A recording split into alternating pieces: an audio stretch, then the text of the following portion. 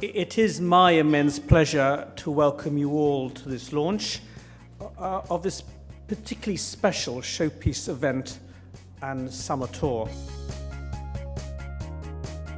It's delightful to be here at the opening of this exhibition and just look at the sheer diversity of the films that are available.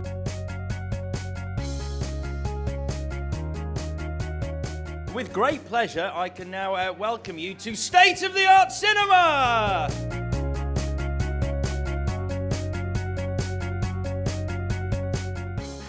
The purpose of this exhibition is to try and illustrate what's going on, what is happening, and try and involve and engage you with it.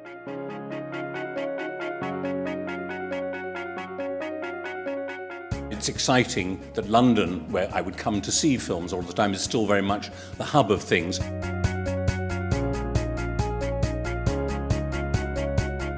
Film can remain vivid for far longer and travel much further than the people who made it and the people who released it. And I think the same can be said for movie posters. Indeed. I love and collect movie posters.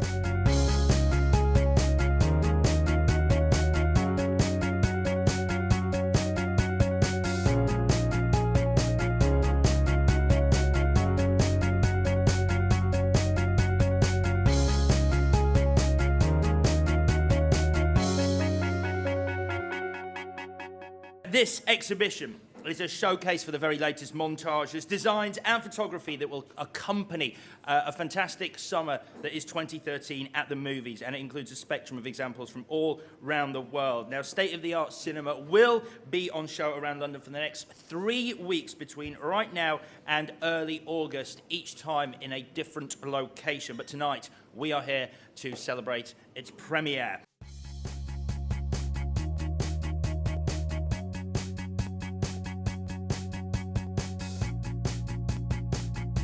It started from a very low base. Of all the sectors I've worked in, it has tended to be the most reactionary. I mean, bear in mind that a lot of that period that I was talking about, where film advertising was dull, was exactly the same moment where if we were talking about album covers, for example, they were at their zenith. So you had this brilliantly creative, exciting world of album covers in the music industry and CD covers in the music industry, and these very, very pedestrian, for the most part, rather pedestrian movie ads. Things got a lot better. So actually we began to celebrate the marketing of films and the quality marketing, and began to differentiate between the new and the exciting and the successful and the dull and infinitely forgettable. So that, I think, helped. Also, most important of all, was a generation of people coming out of design schools who saw it as a challenge rather than a chore.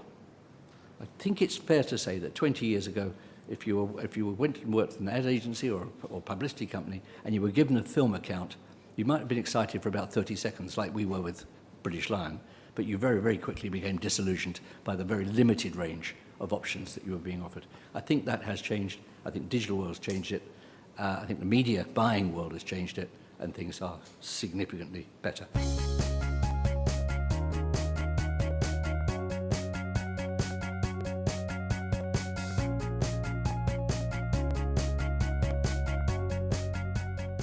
Since I was a child, I've always been more interested in the posters and the trailers than the actual film. So I knew from a terribly early age what I would be doing, which would be the marketing of films and working very closely with friends like Mark and Quentin to bring filmmakers' work to audiences like you. That's always been my want, as it were, and I don't have a creative bone in my body, but I know what's good when I see it. And seeing this space being turned over to such a wide range of films and giving the opportunity for people to stand around and discuss them, it's just delightful listening in.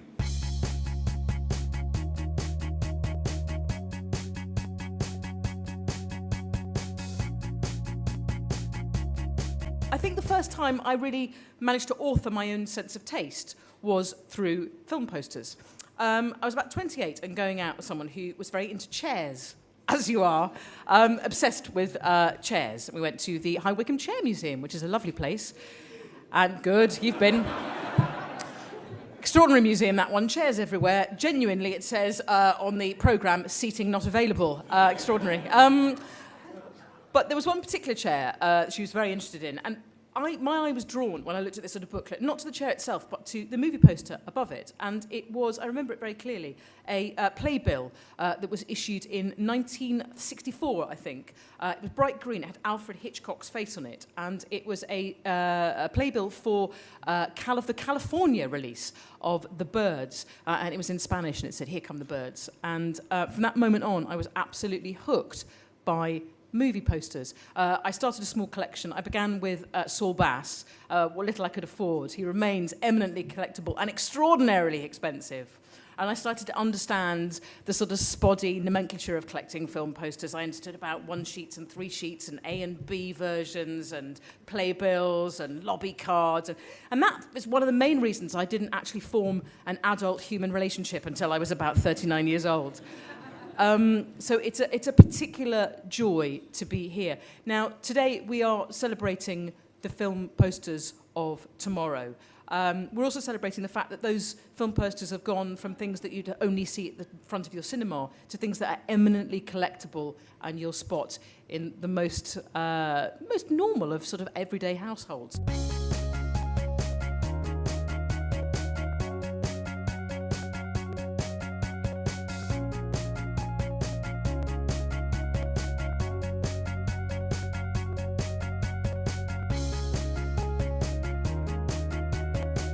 My name is Quentin Falk, and I'm a film critic. That sounds almost like a declaration of an addiction, and I suppose in a way it is, because I don't think you can review and write about films for 40 years, as I've done, and not be in a sense addicted to film.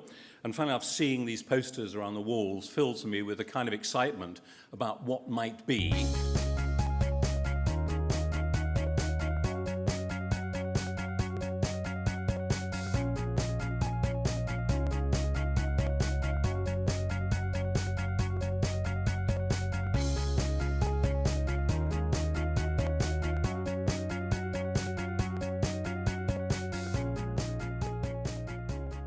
The coming months will see the launch of the new Richard Curtis comedy About Time, Red 2, Redemption, Rush, Thor 2 and Hummingbird, all of which have been filmed here in the streets of Westminster. Now, of course, however good a film is, the public's memory of that film is often determined by the iconic poster advertising it. As I'm sure you're aware, movie posters, like the ones we're seeing today, were originally created often before the film was made, to sell the film to the studios, and then used during production to test how popular the hype of the film might be. And quite frequently, in those early days, they were originally painted by hand. So I hope that the people who come to see this exhibition enjoy the posters as much as the films. We at the Council are therefore delighted that the Film Distributors Association has chosen Westminster as the place to start this exhibition, State of the Art Cinema.